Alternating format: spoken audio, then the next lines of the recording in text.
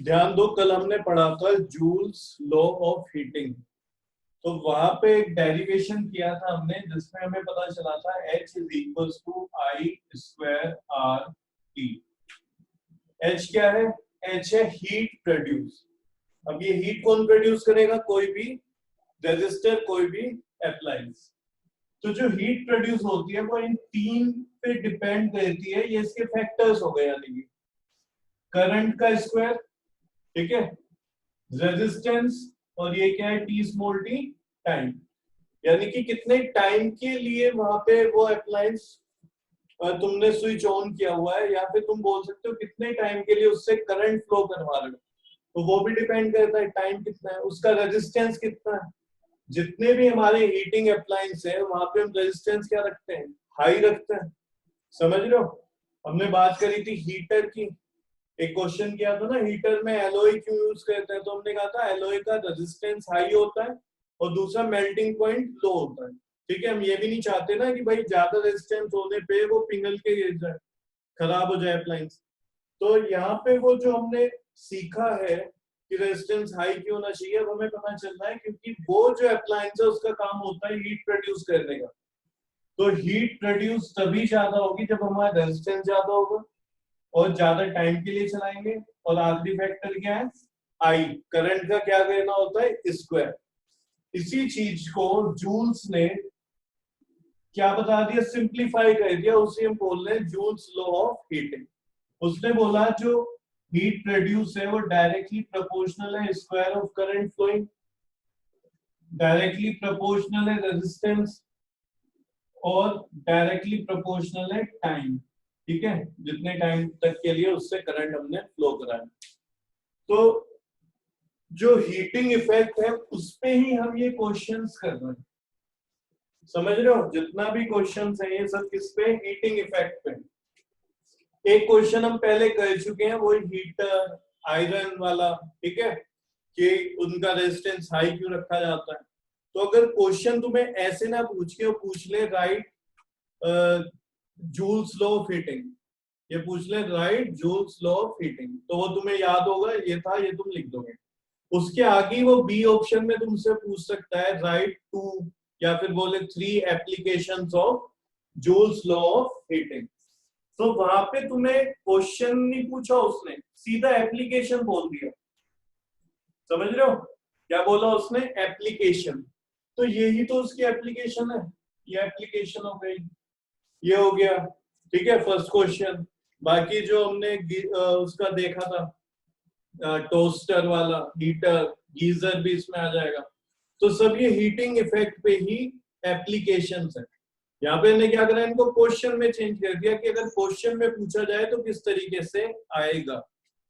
ठीक है, अब देखते हैं फर्स्ट क्वेश्चन क्या है। कह रहे दो the same current flows through line wire और filament of a bulb, yet only the latter flows. Latter यानी बाद वाला चलता है। बाद में यहाँ पे किसकी बात हो रही है? बल्ब की। पहले किसकी बात हो रही थी? लाइन वायर की। वो कह रहे कि एक लाइन वायर है यानी जिससे करंट आ रहा है, और दूसरा क्या है यहाँ पे? बल्ब है। ठीक है, एक लाइन वायर हो गया, बल्ब हो गया। इस बल्ब को तुम रजिस्टर में भी दिखा सकते हो, ऐसे भी दिखा सकते हो। अब बल्ब का हमारे पास एक सिंबल है तो हमने ये बना दिया, वरना ये भी ठीक है। तो वो कह रहे हैं कि यहाँ से जो करंट आ रहा होगा वो लाइन वायर में भी सेम होगा वही करंट, और वही करंट यहाँ रेजिस्टर से जा रहा होगा यानी बल्ब से जा रहा होगा। तो सिर्फ बल्ब ही क्यों ग्लो करता है? ये वायर क्यों नहीं जलती हुई दिखाई देती? इससे हमें क्यों नहीं लाइट मिलती? बात समझ में आई? क्वेश्चन में क्या पूछना चाह रहा है वो? क्वेश्चन में तुमसे पूछ रहा है कि सिर्फ ये ही ग्लो क्यों करता है बल्ब, वो लाइन जो वायर है वो क्यों नहीं ग्लो करती जबकि करंट सेम आ रहा है? करंट कैसे सेम आ रहा होगा? ये हमारा सर्किट डायग्राम है। यहाँ बताओ करंट किस पे डिपेंड कर रहा होगा? एक तो इस पे डिपेंड कर रहा होगा, दूसरा रेजिस्टेंस पे। तो यहाँ पे जो बल्ब लगा दिया उसके इफेक्ट जो होगा उसके हिसाब से यहाँ से करंट प्रोड्यूस हुआ होगा, करंट जा रहा होगा। तो करंट तो वायर में भी वो ही जा रहा होगा, वो ही कहां से पास हो रहा होगा? उस बल्ब से, रेजिस्टर से। तो यहाँ पे पूछ रहे हैं कि सिर्फ यही ग्लो क्यों होता है, ये वायर ग्लो क्यों नहीं होती? जल्दी से बताओ क्या रीजन होगा? करंट सेम है यहाँ पे,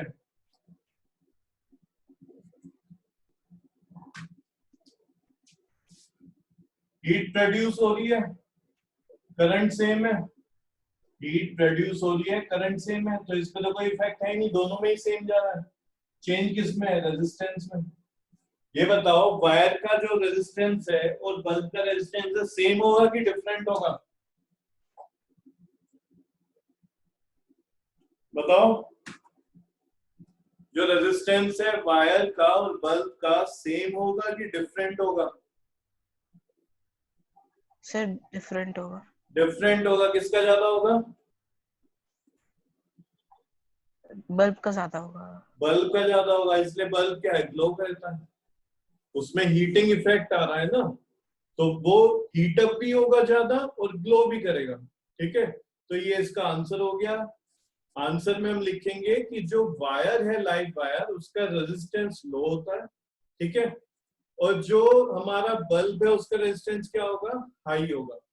तो वहां पे हमें हीटिंग इफेक्ट ज्यादा वहीं पे मिलेगा जहां पे रेजिस्टेंस क्या होगा? ज्यादा, और जहां पे हीटिंग इफेक्ट होगा वहां पे हमें लाइट भी प्रोड्यूस होते मिलेंगे। समझ रहे हो? तो ये इसका आंसर हो जाएगा, यानी कि रेजिस्टेंस पे डिपेंड कर रहा है यहाँ पे। आंसर लिखो, मैं बोल रहा हूं। The filament of electric bulb, the filament of an electric bulb has high resistance, has high resistance. The filament of an electric bulb has high resistance, whereas the line wire, whereas the line line the line wire have very low resistance, very low resistance, full stop। आगे लिखो, since the amount of heat generated, since the amount of heat generated is proportional to the resistance, since the amount of heat generated is, बल्कि ऐसे लिखो, directly proportional to the resistance. सिर्फ proportional ना लिख के लिखो directly proportional to the resistance.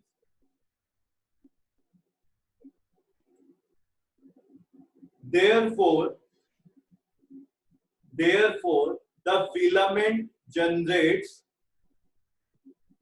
therefore the filament generates much more heat, generates much more heat, and it starts glowing, glowing, it starts glowing।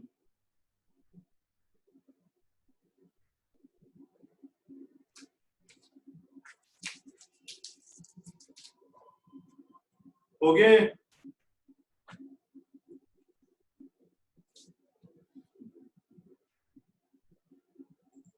Yes sir. Yes, sir. Second question देखते हैं क्या कह रहे हैं। Why is an electric light bulb is not filled with air? Question में कह रहे हैं कि जो इलेक्ट्रिक बल्ब है वो उसके अंदर एयर फिल्ड क्यों नहीं होती? क्या तुम्हें पता था ऐसा भी कुछ होता है?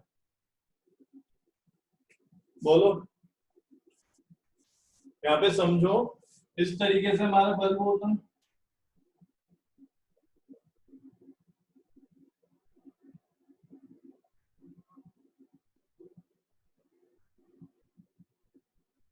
ये फिलामेंट हो गया उसका।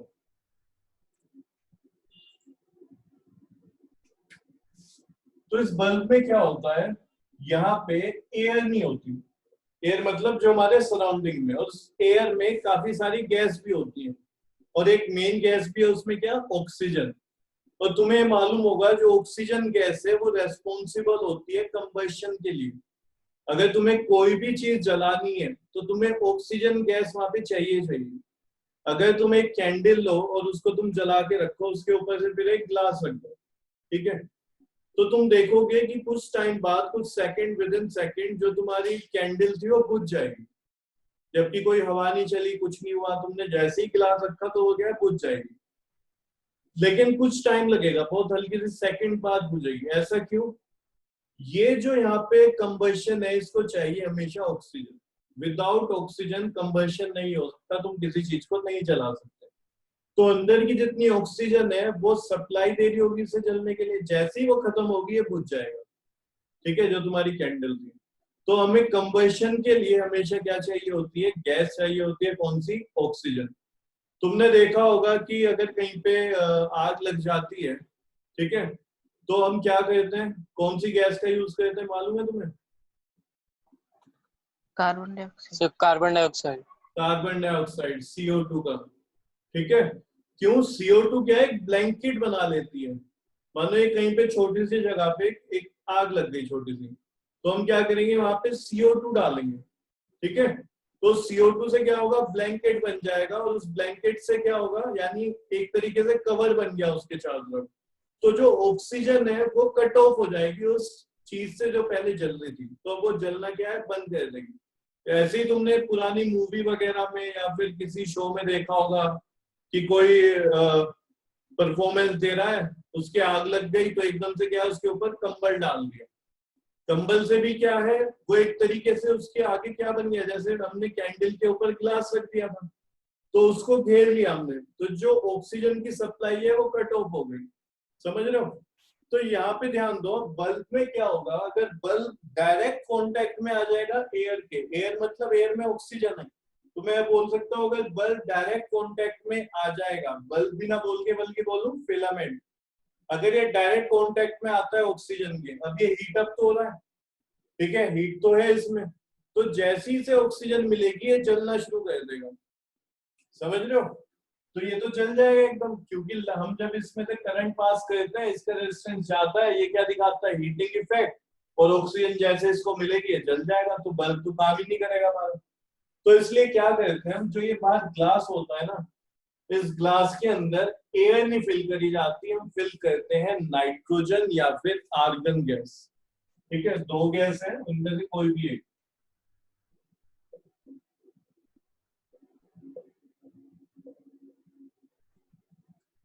ये दो गैस फिल करते हैं। ऐसा क्यों? क्योंकि ये जो दो गैस हैं ये अनरिएक्टिव गैस हैं, ये रिएक्ट नहीं करती किसी भी मेटल के साथ, किसी मटेरियल के साथ। समझ रहे हो? तो यहाँ पे क्या एक तरीके से हमने वही कवर बना लिया, इस फिलामेंट के अराउंड नाइट्रोजन या फिर आर्गन का क्या एक कवर बन गया, तो ऑक्सीजन इसके डायरेक्ट कांटेक्ट में आएगा ही नहीं। तो एक बार तुम में से कोई पूछ रहा था कि बल्ब फ्यूज कैसे हो जाता है, उसके कई रीजन है, या तो ये टूट जाए, ठीक है, इस तरीके से फ्यूज हो गया, या फिर जो बाहर वाला तुम्हारा ग्लास है वो टूट जाए किसी तरीके से, तो ये गैस तो बाहर निकल जाएगी, ये डायरेक्ट कांटेक्ट में आ जाएगा किसके, ऑक्सीजन के। समझ रहे हो? तो यहाँ पे तुम्हें यही पूछा जा रहा है कि electric bulb is not filled with air, air से क्यों फिल्ड नहीं होता। अच्छा है, बताओ, चिप्स तो तुमने देखे होंगे। अब चिप्स वाली कंपनी देखो कितनी बेईमान होती है, उसमें क्या भरे रखती है, CO2। Carbon dioxide. Carbon dioxide नहीं होती।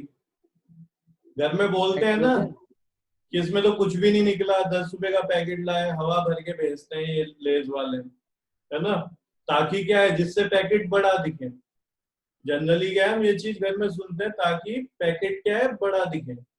रीजन ये नहीं है कि पैकेट तुम्हें फूला हुआ दिखे, भाई एक बार तुम खा लोगे तो अगली बार तो तुम्हें पता ही चल जाएगा ना कि पैकेट में इतने चिप्स नहीं है, फूला हुआ है।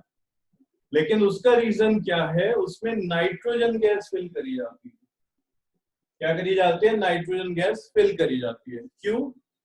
क्योंकि जो अंदर चिप्स है वो तुम्हारे चिप्स खराब ना हो जाए। अगर तुमने केमिस्ट्री का फर्स्ट चैप्टर पढ़ा है तो उन्हें पता होगा, एक वर्ड होता है रेंसिडिटी। रेंसिडिटी का मतलब क्या होता है, जो फूड आइटम है उसमें स्मेल आने लगे, उसका टेस्ट खराब हो जाए। तुम वही चिप्स बाहर रख दो हवा में कुछ टाइम के लिए, आधे घंटे के लिए, 20 मिनट के लिए, उनका टेस्ट खराब हो जाता है। हम बोलते हैं कि सीलने शुरू हो गए। यही होता है ना। जनरली तुमने घर में देखा होगा, मेहमान है उनके सामने हमने नमकीन या चिप्स रखे, जैसे ही वो जाते हैं तो हम क्या है, दोबारा पैकेट में भर देते हैं कि जल्दी में रखो ये सील जाएंगे। तो होता क्या है, उसमें नाइट्रोजन गैस फील होती है, और नाइट्रोजन गैस एक अनरिएक्टिव गैस है, तो उसे फुलाने के लिए यूज नहीं करते हैं, उसकी लाइफ को इंक्रीज करने के लिए, उसकी शेल लाइफ को इंक्रीज करने के लिए। यानी कई महीने तक भी क्या है, वो उस पैकेट के अंदर सही रहेगा, दुकान पे सही तरीके से वो रह सकता है, खराब नहीं होगा। ठीक है। तो यहाँ पे एयर क्यों नहीं फिल करते हम, क्योंकि उसमें ऑक्सीजन होती है, वो एकदम से क्या करेगा, बल्ब की जो फिलामेंट है वो मेल्ट हो जाएगा, बर्न हो जाएगा। और दूसरा रीजन क्या है कि वो नाइट्रोजन फिल करते हैं, जो कि एक अनरिएक्टिव गैस है, नाइट्रोजन या फिर आर्गन। लिखो, if air is present in an electric bulb, if air is present in an electric bulb, comma, then the extremely hot, then the extremely hot tungsten filament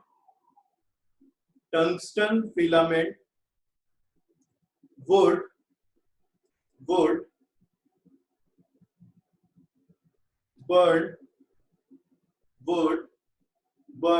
up quickly, would burn up quickly in the presence of oxygen, in the presence of oxygen of air,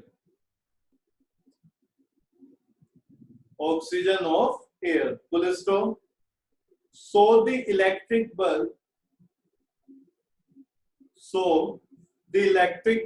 is filled with the chemically, so the electric bulb is filled with the chemically unreactive gas like nitrogen or OR, nitrogen or argon, ARGON। ठीक है, यहाँ पे nitrogen और argon.